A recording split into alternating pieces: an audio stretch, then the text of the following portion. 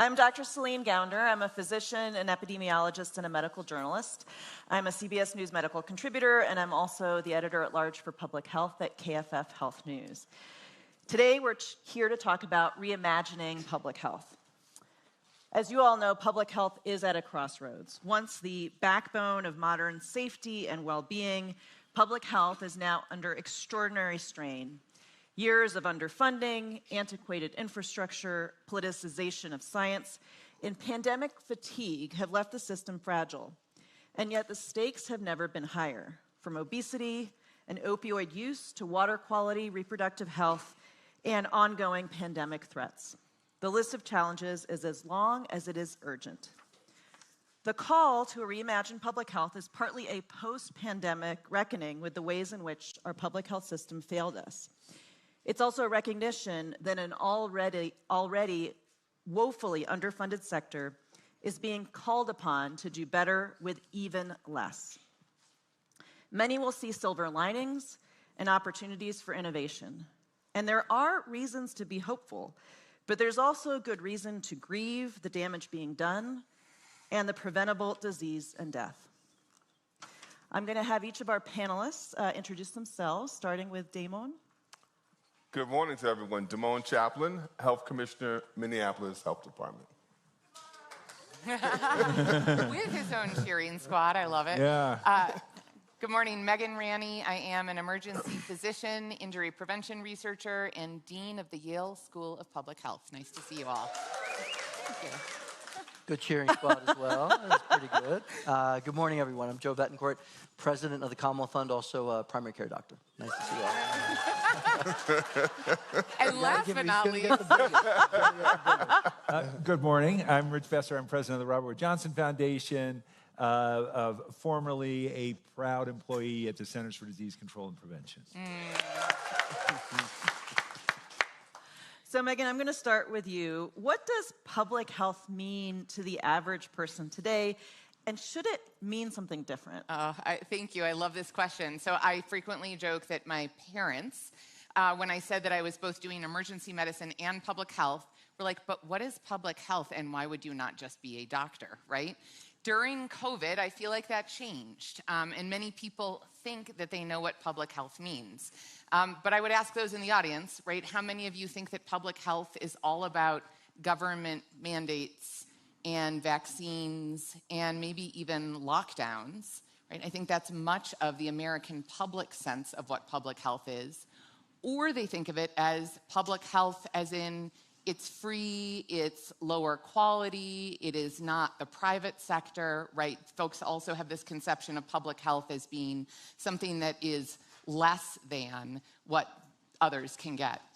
I would posit that actually the definition of public health is quite different. So to me, public health is a discipline, just like law or business.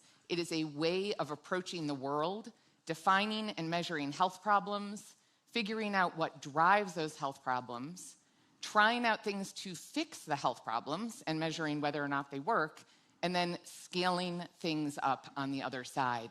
Government public health is certainly part of that, but just as the government legal profession is not all of law, so public health is not entirely about public policy or about our civil servants, as important as they are. Public health is an all-of-society approach to creating a foundation of health for a healthier and more functional society.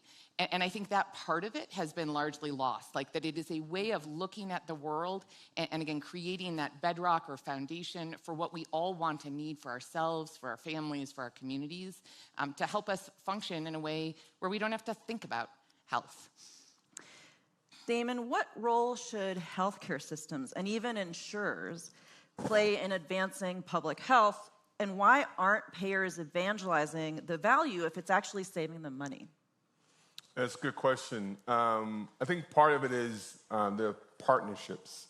Public health really responds well and works best when we have good partnerships. Local public health, state public health, governmental public health, we are mandated to provide particular services to communities. And with that mandate, we kind of provide the foundation for how public health works. Hospitals and other community partners and health insurance, they benefit from a healthier population. and we have that in common. I think one of the things that we found is that not everyone really understands the link between what we do in public health and prevention, and how that plays out in insurance or healthcare. And so we have similar roles, but different. Most folks associate local public health with enforcement, which that is part of what we do, but there's other pieces to that work that we do that are just as important, which include community engagement and education and outreach. And so we work with all of those partners, as was just mentioned, to make that process so much more rich. And so, yeah, we do a big piece of it in the foundational piece, but we cannot complete the job without the work and help and support of the community. Rich, the U.S. is a country with a strong libertarian streak in both parties. And it's a country that takes pride in the innovation that is generated by its private sector. Is there such a thing as libertarian or private sector public health, or is that, in fact, a contradiction in terms? Yeah, it's an interesting question. I think that it is always challenging, and a challenging part of public health, and governmental public health in particular, is that governmental public health will be telling people what to do in certain areas. And the value of that is that through the public health process that Megan laid out, if we're able to have people do certain things, like vaccinate their children before they go to school, the full community benefits. And so the idea that that is solely an individual decision is something that public health would say no, and I would say no. There are things that we need to do and are required to do to be parts of society. It's part of the social contract to come together. And public health is put in the position of usually making the recommendations that their elected officials then act on. But I want to take it up one level from that, because at breakfast this morning, Karen DeSalvo was there. I think she's here in the room, and she talked about being in New Orleans when Hurricane Katrina hit. And the hurricane destroyed a lot, and it destroyed the public health system. And it was an opportunity to rethink public health, and she did that.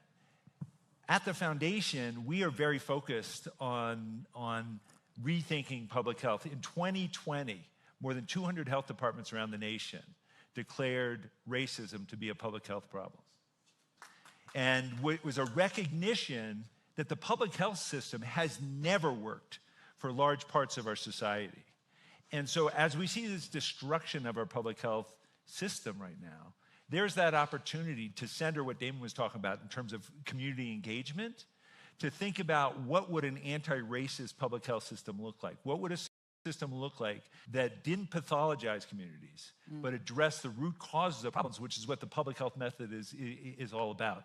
And that, to me, gives me optimism at a time when we're seeing so much destruction of things that were working, to say it could be better, let's make it better.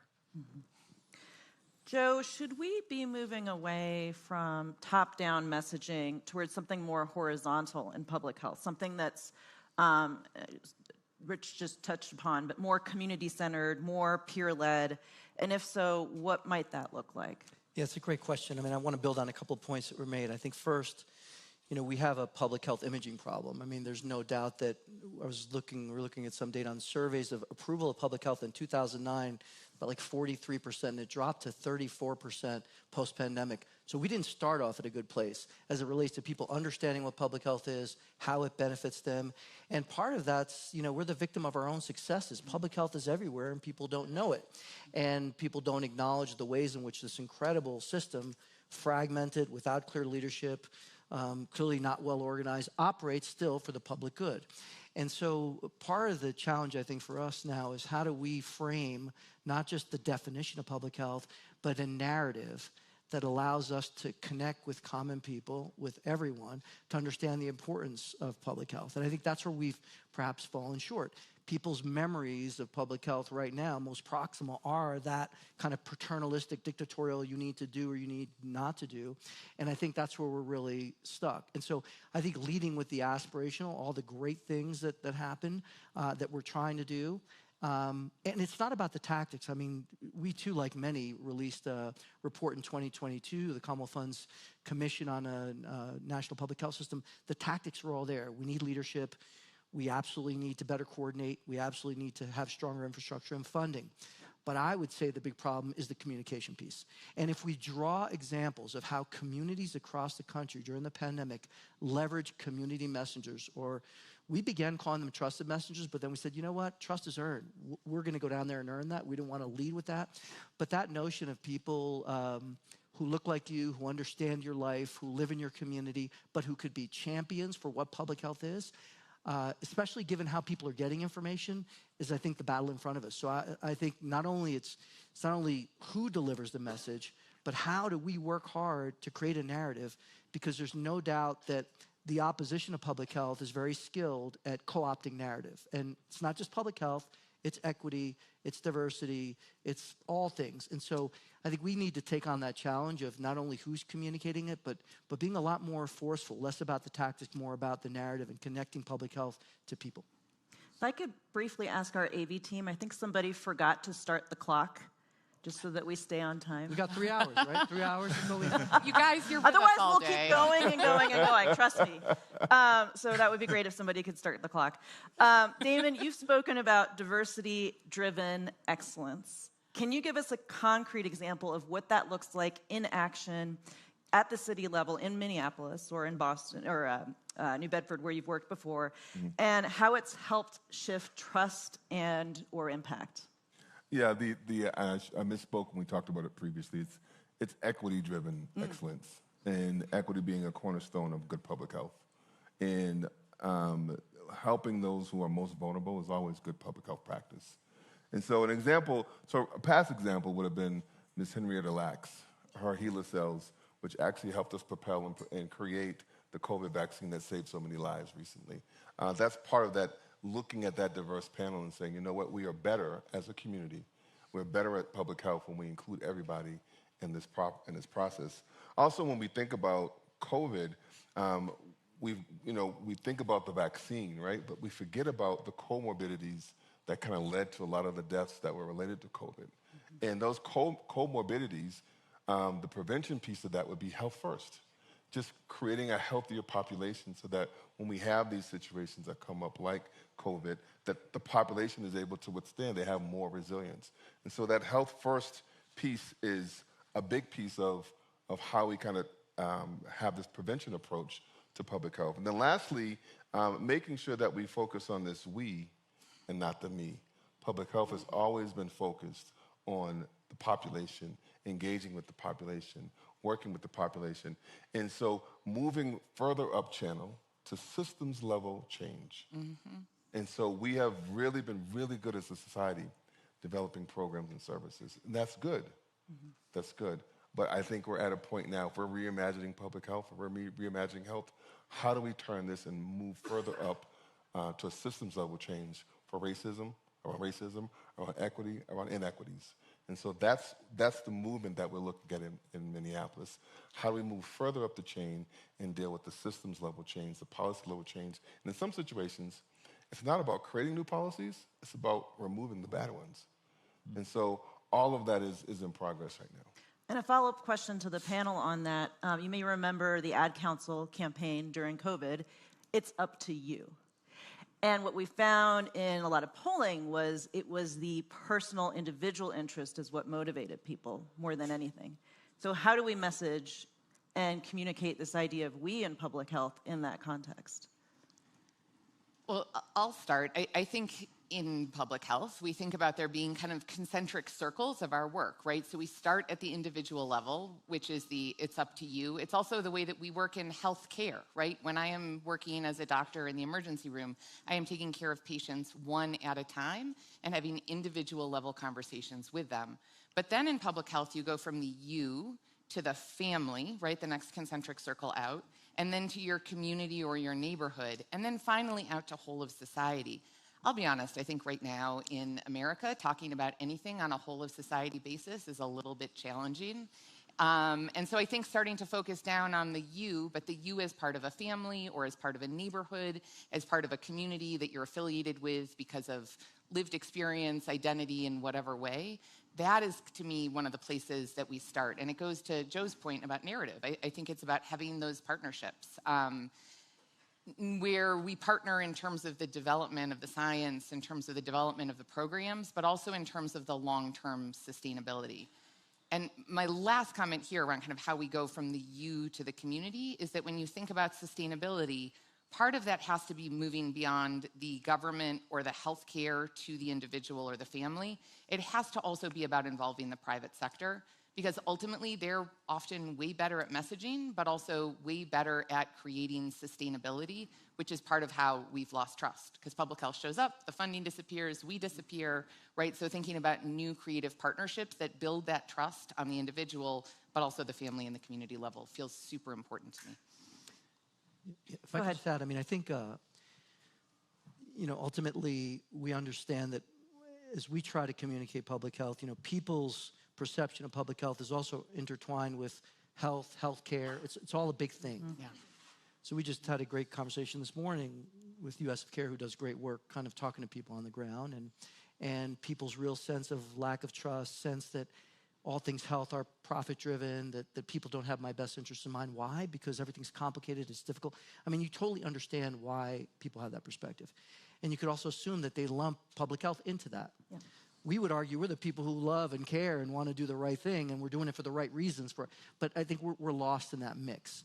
Mm-hmm. And to that point, I believe, during the pandemic, there's no doubt that we could have done better communicating with love, communicating care, and communicating with humility. And our inability to do that, despite our best intentions, no casting judgment, it led people to, I know my patients and people in the communities I was working in Chelsea, Massachusetts, and other places that we know, their sense was, wait a minute, you told me this, and you told it to me with a lot of certainty. So now I don't know if I could trust you. And so part of it is just stepping back, saying, this is what we know now, and this is why it should matter to you and your family. At the end of the day, it's your decision, but I do it because I care. I think bringing more of that message forward, as opposed to, it's for everyone, and you need to. So digging deep into that, I think, allows us not only a chance to reimagine public health, but also to save public health, because the conversation we haven't had yet is the incredible backward slide that we're having, as we're sitting here today. Well, I think you make an important point. People conflate public health, healthcare systems, insurance companies, pharmaceutical companies. They're each their own thing, and public health is actually quite distinct from the others. Rich, I think you were going to say something. Yeah, well, I want to get in on this one. So I think the message of it's up to you, that may work in the midst of a pandemic in terms of the decisions you make. But I think that it's the absolute wrong message. Mm-hmm. And when Damon was talking about their focus on going further upstream, that's what public health has to do. Public health traditionally has blamed the victim. Mm-hmm. And so, I'm a pediatrician. I practiced for over 30 years in community clinics. And I remember talking to a grandmom in a clinic in New York, and talked about the exercise guidelines from the CDC. An hour every day, and she says, I know what the guidelines are. It's not safe for my kids to play in our neighborhood. And the number of moms I talked to about the food plate or the food pyramid as it kept changing and healthy food, and the number of moms who would say to me, I know what's healthy. How am I going to feed my family of 4 on anything but fast food? And so, as we look at the drivers and the role of public health, the systems change is critically important. We're the only wealthy nation where whether you have health insurance depends on the job that you have. And people can be working 3 jobs and not have health insurance, and they're about to lose their health insurance because of what the government's about to do to Medicaid. We pathologize the individual when it's the system that is leading to these problems. And the future public health system has to be looking up 2 levels from where it traditionally has looked. Well, to follow up on that, Rich, what is the public health mindset, and why are we not applying that to the failings of public health itself? Well, I think Megan, I wanted to write it down. This is recorded. I mean, her description of public health and the public health mindset, I think, is spot on, where you identify a problem and then you go and you look at the root causes of that. I think that a failing of public health, though, is that it's not gone up high enough, and so you look in communities and you look at a difference in obesity, and you say, okay, we have to come into this community with a targeted campaign around how to eat right and exercise. And it's like, no, let's go up a level from there, and we have to look and promote a living wage so that people can buy healthy food. That hasn't been seen as the purview of public health. But if you truly believe that public health is the tool for improving health in society, and I passionately believe that, and I don't think it's just governmental, I think you're spot on, then you have to be moving up and looking at what are the systems and drivers, who do those systems and drivers prioritize, and who is being left out. And in a future system, how do you center those who've been most impacted? Can I jump in on that for a sec? So I think there are two things to kind of riff off of what you just said. So one is, I think we are in defense mode. And so we're always busy being like, no, we need more funding. We're doing all this great stuff. Don't be mad at us. We're trying our best, right? And that is the opposite of saying, okay, there are problems here, and our job is to diagnose them. And our job is to listen to the people who are telling us that there are problems, that they're not being served, and to figure out why we are not reaching them, to Damon's point, right? Why we are not reaching them and what we need to shift. And so I think part of it is on us to move out of defense mode into offense and creativity mode, while also mourning the destruction that's going on. But the other side of it, and I'll take responsibility for this as a dean, right? It's part of the reason that I took a dean job, is I don't think that we are training our next generation to take on that creativity and that offense mode. I don't think we're training them on how to communicate. I don't think we're training them on how to have that kind of systems lens.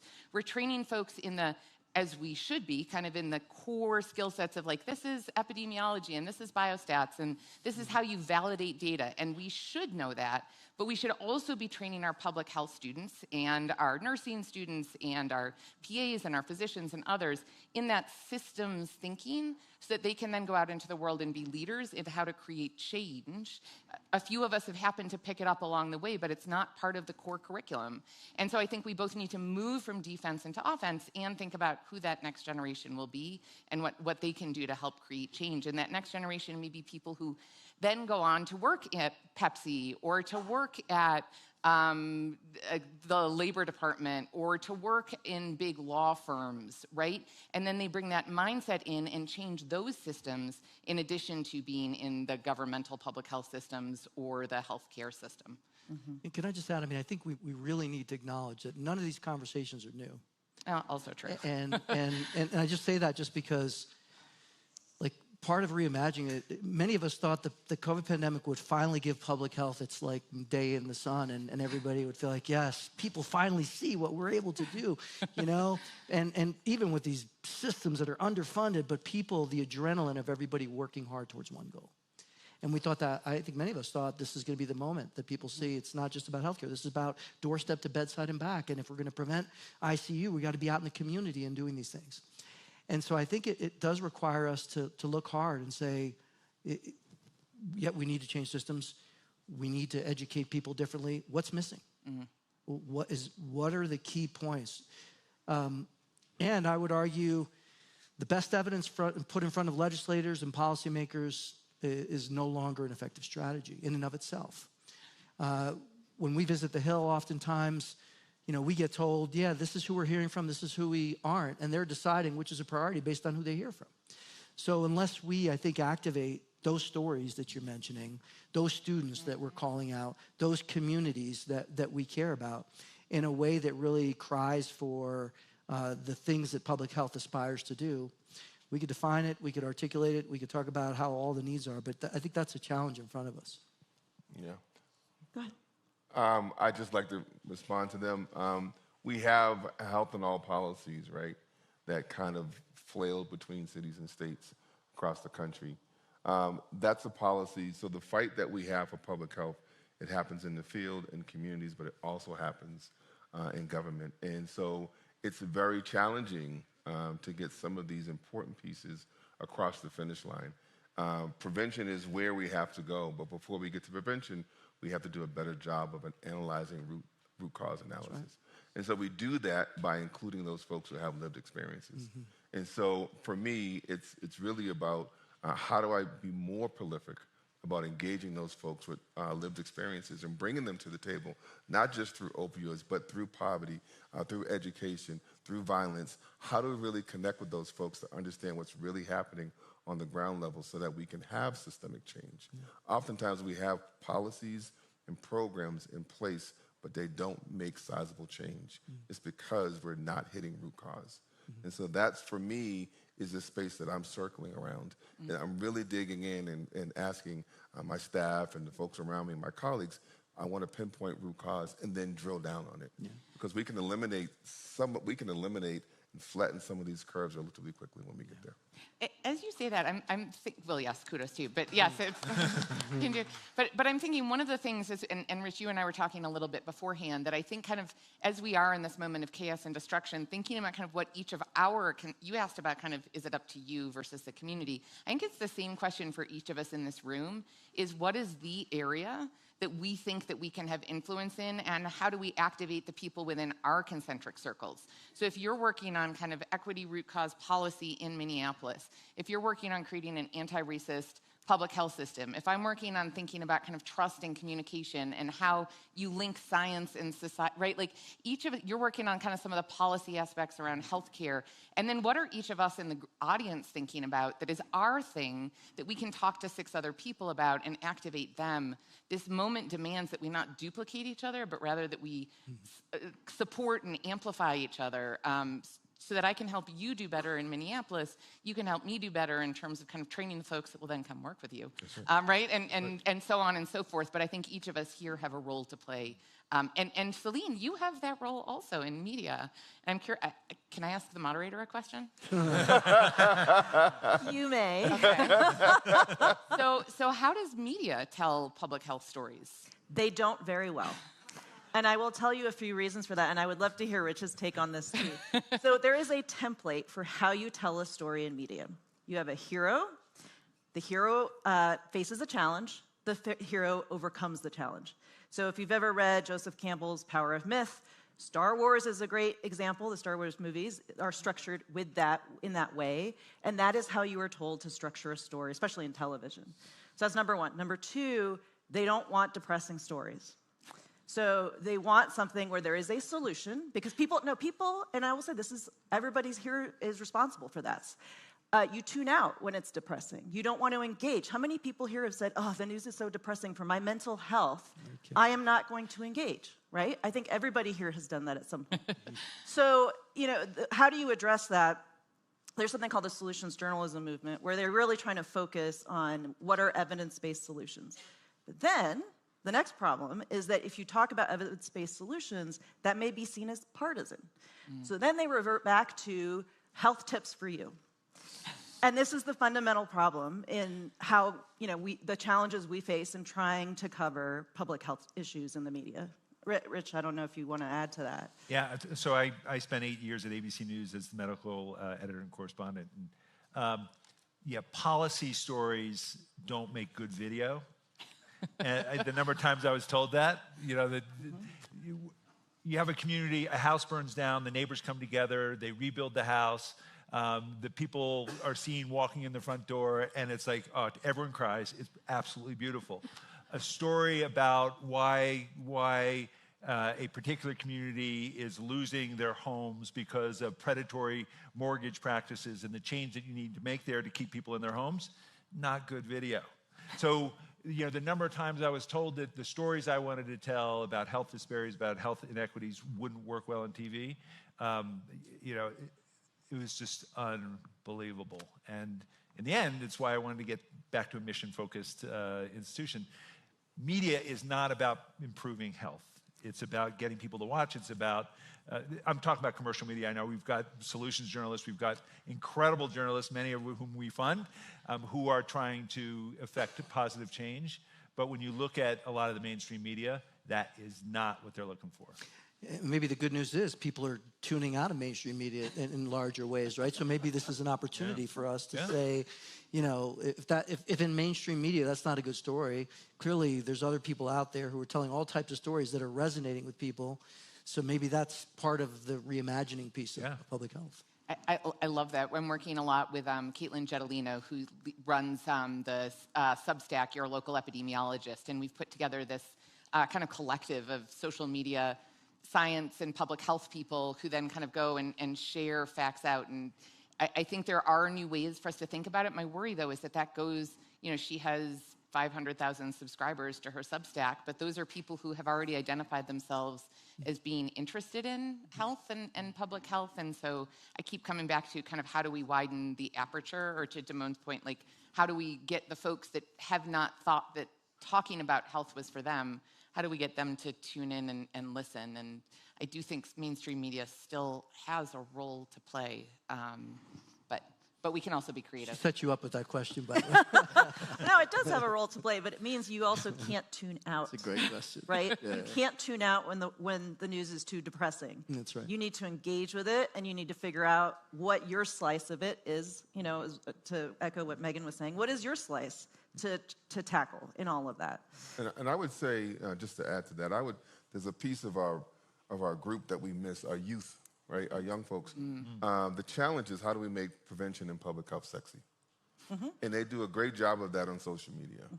And so it's a new piece of the public health toolbox that we really need to embrace. And so a lot of the education, a lot of the information that's happening on the ground is being shared through social media. And so that's the other piece of the communication piece that we in public health traditionally overlook. And our young folks, we have a youth board in Minneapolis. We work with them consistently to figure out how do we make this message more appealing, and I'm using the word sexy, but how do we make prevention and public health sexy? And the last piece is that we have to focus where the money goes is where the effort goes, and we have to focus on prevention. And so how do we tell that story about prevention? That's been a challenge for eons, but we're seeing some of it happen in social media, and I think that's an area where we're talking about reimagining. That's a space where we could be more creative in the social media space. Yeah. I don't think public health experts are known for their creativity. No. Again, this is about training our next generation. We can all do better. Damon, the MAHA movement emphasizes prevention. And is that aligned with how public health defines prevention, or are we actually talking past each other? Is there an opportunity here for partnership? I think in public health, particularly governmental public health, when we talk about prevention, we are inclusive of science. And so we include...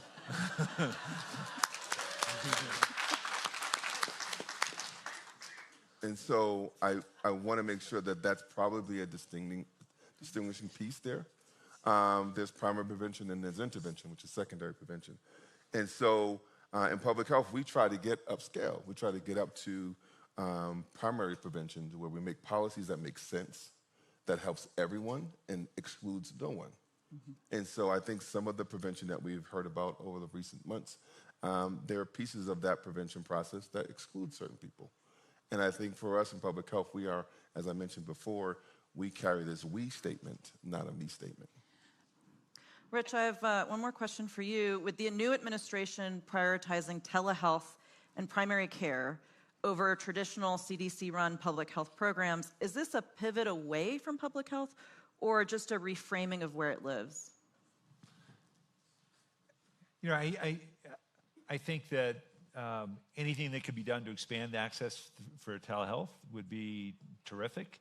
It's another piece. I was just involved in conversations here for a few days about rural health and the value of telehealth. You know, I worked in a clinic in Trenton, New Jersey for a number of years, a federally qualified health center. And they used to talk about how non-compliant their patients were for mental health services. Then COVID hit, and they went to telehealth. All of a sudden, all those patients who were non-compliant, they were at every appointment. And it was again, if folks had taken the time to really engage in community and understand why people weren't there, the challenges of travel and transportation, the stigma of being seen walking into a mental health clinic. Telehealth provided the opportunity for people to engage with mental health services in a way where they could still have their care responsibilities. It met people's needs. I don't know if this administration is thinking about it in those terms, but I do think that there's an opportunity to get healthcare services to people who've been more challenged at receiving those services if they're willing to pay for telehealth in the right way, support it in the right way, expand broadband so that people in all communities have access to telehealth. And I don't know if I answered your question, but... Joe, if you want to follow up on that. Yeah, I mean, I think, again, we have a public health crisis, primary care crisis. I think we've all thought about ways, and I think this happened to some degree in COVID, where you integrate those two pieces. You also had technology, virtual, and the potential wastewater surveillance, right? So then part of reimagining public health, and this is a narrative and funding and leadership, and is thinking about technology and also thinking about how we perhaps leverage these two crises at once and make the two better together, as opposed to saying, okay, primary care crisis here, public health crisis here. When we look at how the U.S. performs compared to other nations, again, we spend the most, we have the least to show for it. The distinguishing characteristics are, yes, investments in universal coverage, social safety net, and social drivers. And we see that in the Commonwealth Fund state scorecard as well. The states who perform well invest in those things, and those who don't. So this might be an opportunity for us here not to separate them and say, is it a this or that? Is it MAHA or is it this? But what it's like water flowing down. There's going to be some rocks, there's going to be some bushes, but eventually, where's the water going to flow? And as we think about that, what are the opportunities to bring multiple of these things together from a funding standpoint, from a leadership standpoint, as opposed to, as you were saying, kind of being siloed, but instead figuring out the common spaces? So I'm going to let Megan have a last word here, but then I want to open it up to the audience. So if somebody can start circulating the microphone while Megan... Okay.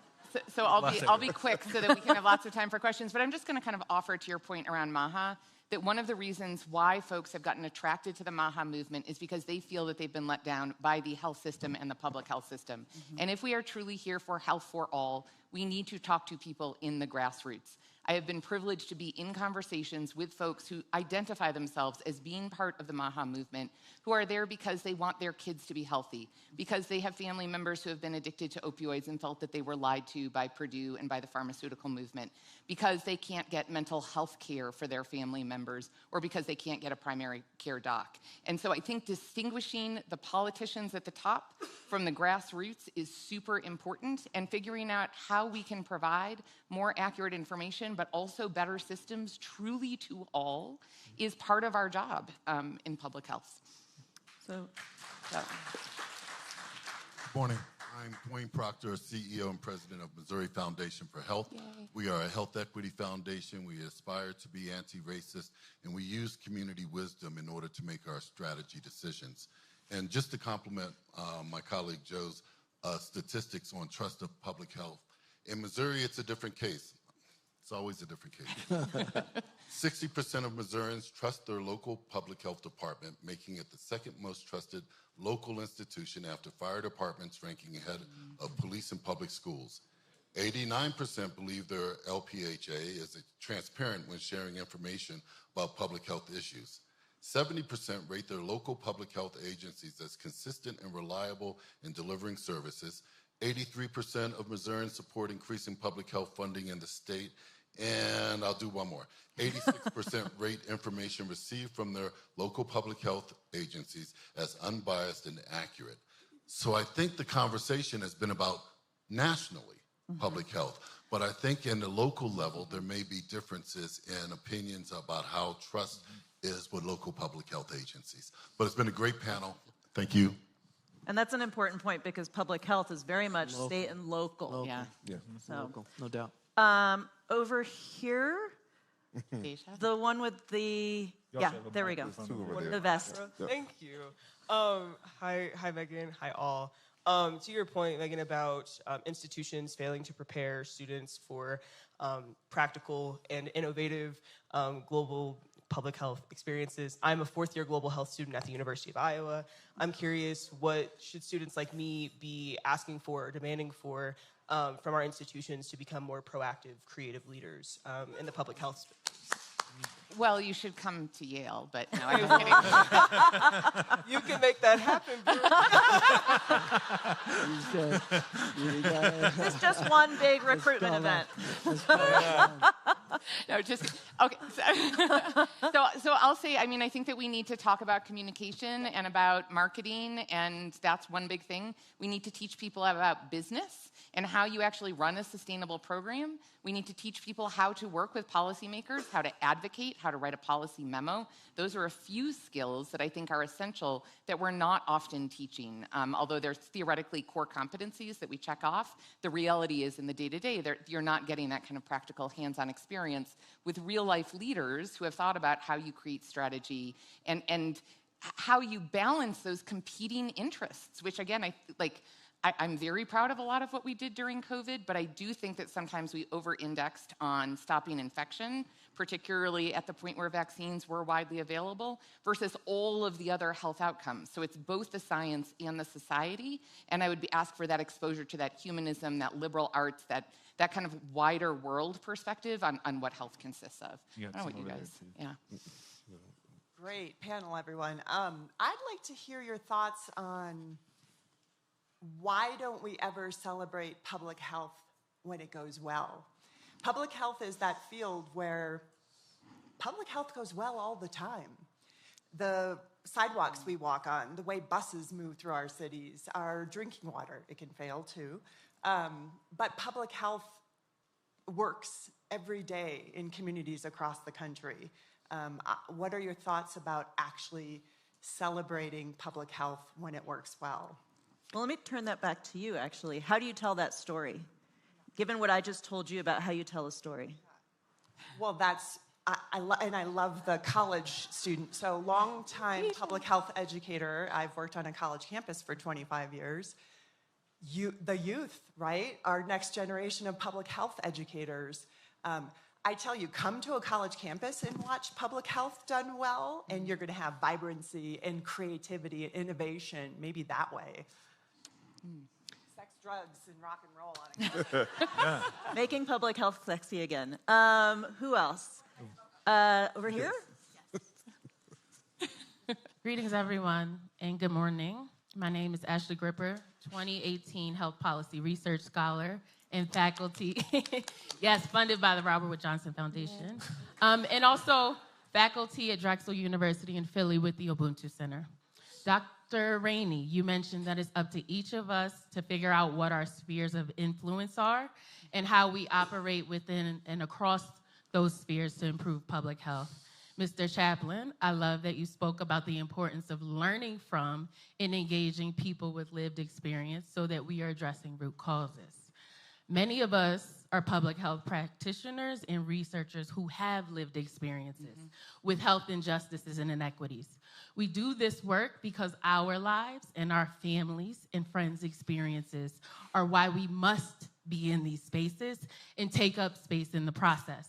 So my question for each of you is, in each of your institutions, how are you working to bring in and amplify public health practitioners and researchers who are embedded in the communities they serve? And how are you helping to build the next generation of leaders in public health? I'll jump in on that. I would say one of the ways is through the Health Policy Research Scholars Program. That's a program. Leadership training development has always been a critical part of the Robert Wood Johnson Foundation. But the program that I just mentioned focuses on the health policy arena. If change has to be about policies, the policies that either provide opportunity or prevent people from leading their healthiest lives, you want to make sure that the people around that policy table represent the entirety of our nation, and they haven't. The policies that have been addressed have been the policies that have been important to those at the table. And this program focuses on underrepresented groups in the policy arena, and it's been really, really successful in that way in supporting people during their doctoral training so that they're getting mentorship, they're getting some grant funding, they're having that support, which can be really challenging in academic institutions that are primarily white. And so having this as one of the support systems will increase the likelihood that the individuals in these programs make it through the end and become the influencers and the change agents that we need. Over here. Hi, everyone. My name is Brianna. I'm currently a PhD candidate at Virginia Tech. I also have my MPH, and so I got that. But no one knew what public health was. Then they loved us, and they hated us. It was great. That being said, we know that public health's foundation is rooted in a lot of isms, including racism, sexism. And now we're seeing that we want to have an all-is-welcome mentality rather than we built this with you in mind. So I want to know, how can we actionably and tangibly atone for the racist past of public health? Because that's so needed leading into the future, especially now when we think about what just happened in Georgia. People are now bringing back up Henrietta Lacks. And while that definitely is an important conversation, they're also misconstruing the facts there, continuing to perpetuate the narrative of experimentation, which definitely has occurred in public health. But Henrietta Lacks, as well as Adriana Smith, are completely two different stories. Mm-hmm. Mm-hmm. Yeah, I think bringing the idea of racism as a public health emergency and racism as a public health crisis, we've done that. Most people have been reactionary to that. When we think about George Floyd and prior to George Floyd and COVID, it's not and that's the whole thing, it's not an ism. Racism, it is an ism, but when we talk about and focus on race, it's more than that. One of the things that I mentioned, that when we think about what's happening with the current administration, it's interesting. Our rural communities and our urban communities have a lot in common. Mm-hmm. Mm. And what happens when we come together and we talk about those missing pieces, and then we ask about those changes that need to happen? So what happens is that it drops us down to this human level to say, you know what, my needs are the same as your needs. We're just living in two different geographies. And I think that is the space where I think we need to be moving towards, is that, this is not necessarily, there are issues that are specifically racist, and I will acknowledge that. And public health has to hold their bag for that. But we're at a place now when we're talking about reimagining public health, mm-hmm. where we have this opportunity to move forward. And not to forget about the past, but we have this opportunity to move forward. And I think if we can bring together, I'm the incoming president chair for NACHO. Yay. And so one of the things that I'll be doing is, how do we have that conversation about those things that are missing, both in our rural communities, because we have some rural communities that are primarily urban, and we have some urban communities as well that may look like a rural community. And so how do we bring those two folks together and talk about those missing pieces? And for me, that's the exciting piece about what's happening next, is I want to have those real conversations with those folks and say, hey, you have water issues, we got water issues over here too. You have access to healthcare issues, we got access to healthcare issues over too. You have access to food, we have issues with access to food here as well. Mm-hmm. You have mental health issues, we got mental health issues over here too. Mm-hmm. So how do we bring those conversations together? That's what I'm excited about. And it's not a zero-sum game. One more question. I think we have time for one more. Right here in the yellow cardigan.